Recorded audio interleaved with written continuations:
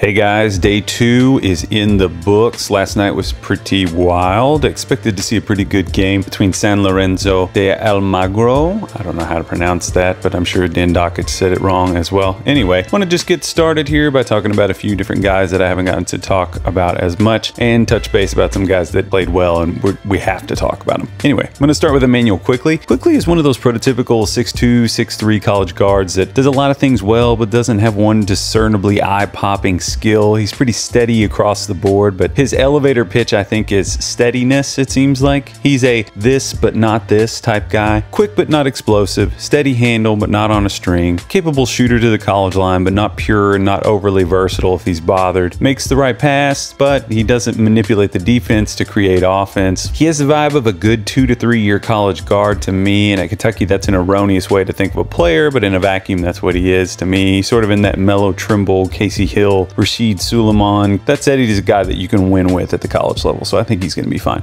Nick Richards had another efficient night. He went 5 for 6 for 10 points and 3 rebounds, but he turned it over 3 times. I'm kind of wondering if ball security is going to be an issue with the bigs in this group. He's still not reacting quickly enough as a weak or strong side shot blocker. He's always shown flashes of having the 15-foot jumper in his bag, and it's surprisingly fluid and has a decent speed to it. Overall, he was more decisive and patient last night, and I see the tools there for him, but he's going to have to keep putting it together in those middle areas of the game. Hagans was irritating the San Lorenzo guards during different stretches, which I found pretty hilarious. He and Aguirre, who was the guy with the incredible like beach hair, were chippy for different parts of the game, and it came to a head when Hagans snuck up behind him on an inbounds and caused a violation, and he also did this a few plays earlier, which was sort of a foul. I don't think that Kentucky's faced any notably skilled guards on this trip, so I'm skeptical of the sample size that we have here, but at any rate, he's bullied most of the guys that he's matched up with. Haven't gotten to talk about Quade Green that much, but I can tell you that I'm a big fan of Quade Green. I think he's hilarious, but he also has that insane self-belief. Quade's been the first guy in the gym on both nights, along with Reed Travis, and I expect him to be primarily an off-the-ball guy this year for Kentucky because of the limitations that his size put on his playmaking. If you're as undersized as Quade is to be anything but a true point guard in the NBA, you're going to have some really undeniably marketable ball skills. Trae Young's a really good example of that. I'm rooting for Quade, but hopefully he's patient and gives his hard work some time to pay off. Just some quick hitters here. I thought Reed Travis looked slightly more comfortable out there, but still lots of room to improve. Obviously, he has to get more efficient around the basket. He's not going to be able to shoot 40% around the rim with the amount of putbacks and touches that he gets in those scenarios. He did make one 15-footer off a ball screen that looked comfy, but we're going to need to see more of that. I thought PJ did a much better job operating in the middle of the floor with his decision making, made a couple effective one-on-one moves from the foul line and finished nicely, but we're still going to need to see that mid-range game gain some consistency because he's going to be that much trickier to deal with off the bounce if he does, and that's just going to up his value, up his versatility for the next level. Keldon got some wide open looks in this game and he knocked them down, but I thought that he was wildly better against San Lorenzo. He's much more patient about getting to his spots and letting the game come to him, and vocally he continued to be the leader on the floor. In the pregame he was yelling at people to wake up, just kind of the non-stop motor. He came out after the game while they were tearing the gym down and was shooting in shorts, socks, and no shirt. So the kid is tireless. Let's be honest, we got to talk about Tyler Herro. I mean, the kid is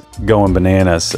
He did a 70, 80, 100% split last night, and most of his shots were off the move, off the dribble. They weren't really just catch and shoot situations. Granted, shooting's a facet of the game and doesn't tell the whole story. He's going to have to do more than that, and he's playing a role right now, but he seems comfy shooting going either direction, stepping back, stepping in. If he can avoid being a liability on defense, which, putting it lightly, many a shooter has fallen prey to Cal's insistence in this area, and I can't blame him. But if he also takes good shots, they're going to have a hard time keeping him off the floor. He's played that well. Also, the lights went out with 2 minutes left in the first half, and then for 7 minutes of the second half, it was pretty wild to experience in person. I'm sure you guys saw that on TV, but if you want to see that footage that didn't air, I posted that on my channel. There's 2 more games coming up, one against Mega BMAX. I'm not sure if that's how you say it, but Mega BMAX sort of sounds like a male enhancement drug. But anyway, that team's produced a ton of first and second round talent recently, and then Team Toronto. So I'm going to be coming back at you really soon. So thanks.